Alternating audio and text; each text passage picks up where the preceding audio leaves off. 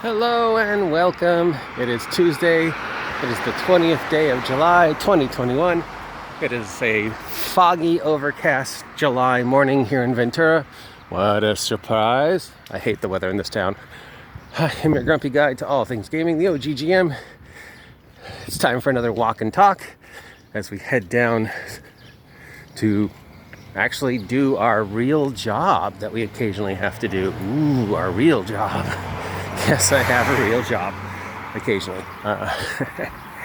Anyway, so we have talked a lot about G4, D&D live stream, and all the news or lack thereof coming out of it over the past weekend and yesterday. We have some more news or lack thereof coming out of it in regards to a mistaken perception that people had based upon something that was said.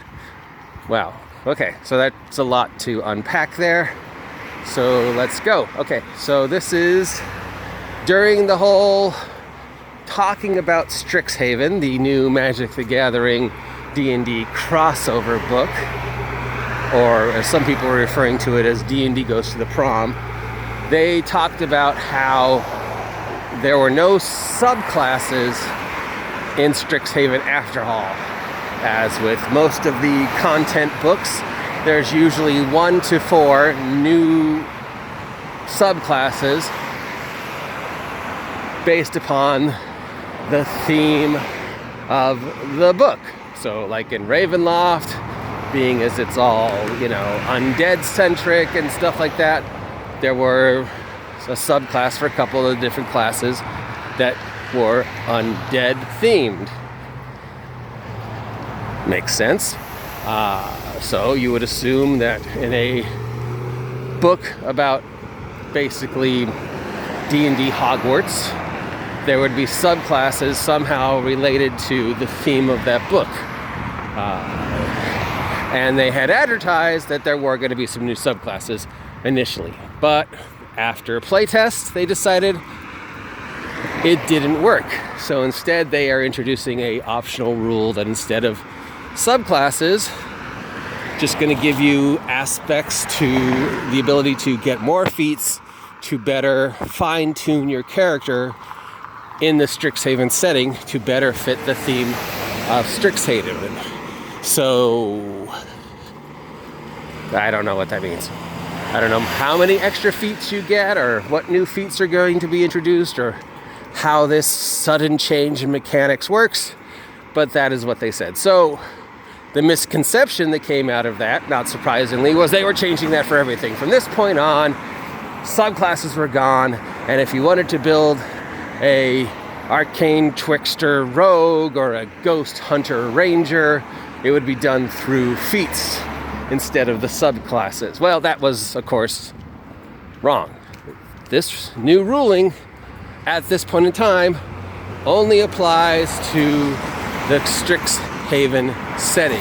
Now remember, this is a D&D conversion of a Magic the Gathering setting, which means it's not part of the canon D&D world, just like Ravenica was not part of the canon D&D world. Strixhaven exists in its own demi-plane, I guess, or is part of Ravenica, or I don't know, maybe it is set in the Forgotten Realms. I don't know where they're going to set it, but if it's anything like the other Magic the Gathering settings, Ravenica, it will be a separate reality unto itself. So the rule doesn't affect regular D&D about no more subclasses, use feats instead.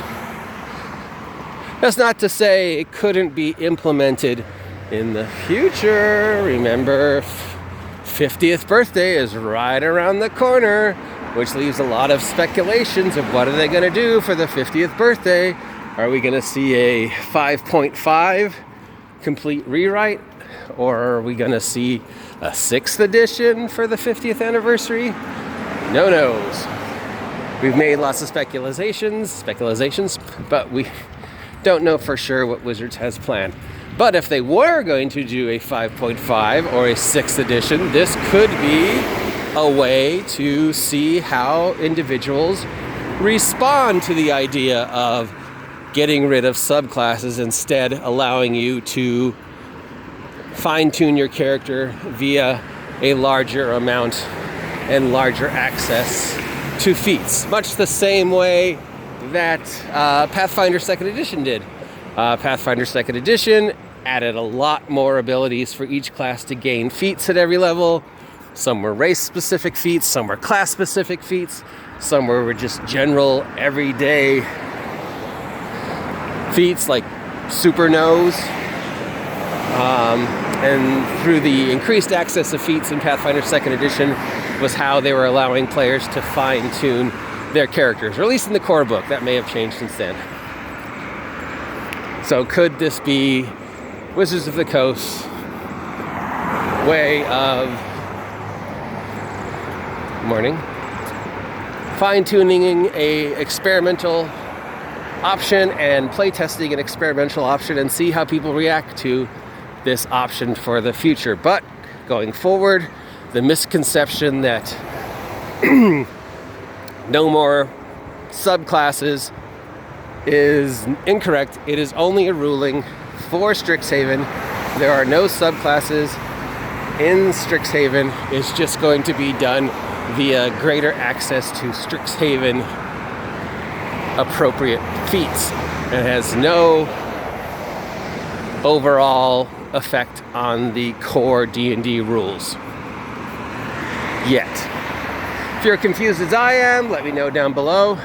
If you haven't subscribed yet, please subscribe. Help me hit 1,000 subs by, I don't know, the end of the decade. Till then, enjoy this lovely, lovely, sunny, beautiful beach morning here in Ventura. Yeah. And I will talk to you later. Yay!